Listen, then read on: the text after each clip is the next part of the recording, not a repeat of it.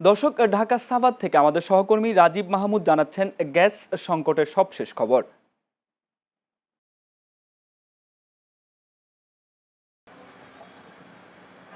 ধন্যবাদ কামরুল। আমি এখন রয়েছি সাভার গ্যান্ডা এলাকায় একটি সিএনজি পাম্পে।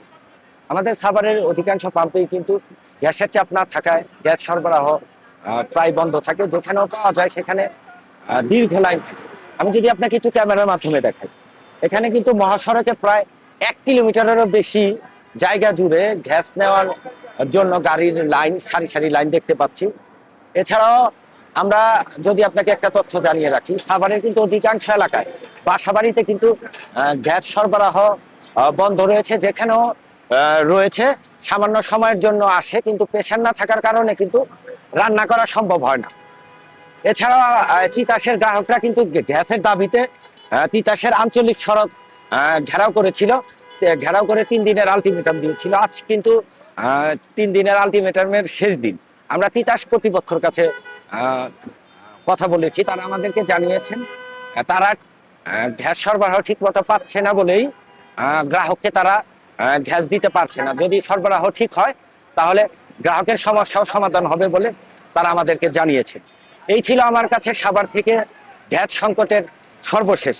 কামরুল। রাজীব, আপনাকে ধন্যবাদ। রাজশাহী থেকে আমাদের সহকর্মী রাজু আহমেদ জানাচ্ছেন সেখানকার জ্বালানি সংকট নিয়ে সবশেষ খবর।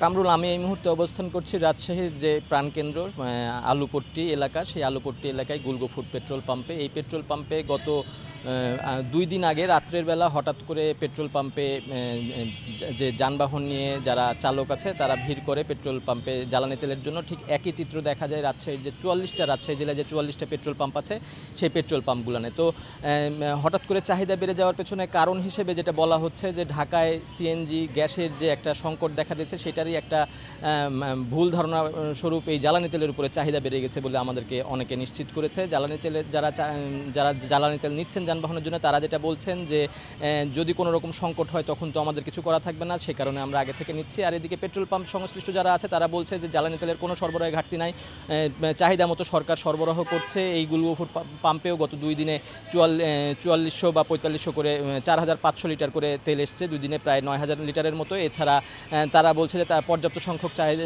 দেওয়া হচ্ছে, জ্বালানি তেল আমরা পাচ্ছি, কিন্তু যদি যারা চাহিদা আছে সেই চাহিদা যদি অস্বাভাবিক হারে বেড়ে যায় তাহলে পরে সংকট সামাল দেওয়া সম্ভব হবে না বলে জানিয়েছেন। তাছাড়া জেলা প্রশাসক রয়েছেন, তিনি একটা সতর্কতামূলক বার্তা বিজ্ঞপ্তি জারি করেছে যাতে সবাই অস্বাভাবিকভাবে কেউ তেল না নেয় এবং মজুদ না করে। তো রাজশাহীতে জ্বালানি তেলের সংকট নিয়ে এই ছিল আমার কাছে সর্বশেষ।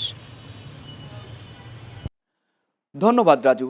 দর্শক, খুলনা থেকে গ্যাস সংকটের সবশেষ খবর জানাচ্ছেন সহকর্মী মোহাম্মদ শান্ত শেখ।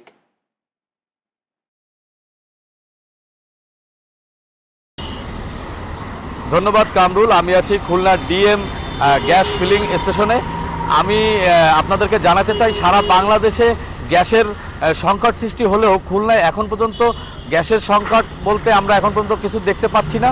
তবে এখানে যে গ্যাসের যে ফিলিংয়ের যে স্টেশনের যে দায়িত্বে আছেন তার কাছে আমরা জানতে চাইব যে খুলনায় এখন পর্যন্ত কোনো গ্যাসের সংকট সৃষ্টি হয়েছে কিনা এবং যে আপনাদের যে মালিক সমিতি আছে তাদের থেকে দাম বৃদ্ধির কোনো নির্দেশনা পেয়েছেন কিনা। বর্তমান আমাদের এখানে কোনো আপনার হচ্ছে ওই গ্যাস সংকট নাই। বর্তমান আগের যেরকম চলতেছিল বর্তমান সেরকম চলতেছে, কিন্তু আমাদের এখানে খুলনা তো গাড়িগুলোর এলপি গাড়িগুলোর খুব কম, যার জন্য হলো আপনার হচ্ছে বর্তমান আমাদের আগেও যেরকম চলতেছিল বর্তমানও সেরকম চলতেছে। আর আমাদের তো সমিতিতে যে কথা বলতেছিলেন যে সমিতিতে আমাদের কোনো নির্দেশনা দিইনি, কোনো ব্যাপারে কোনো এখন আমরা নির্দেশনা পাইনি, হয়তো পরে দিতে পারে, বর্তমানে আমরা পাইনি এখনো। ধন্যবাদ কামরুল। এই ছিল খুলনা ফিলিং স্টেশন থেকে গ্যাসের যে সংকট সৃষ্টি হয়েছে সর্বশেষ পরিস্থিতি।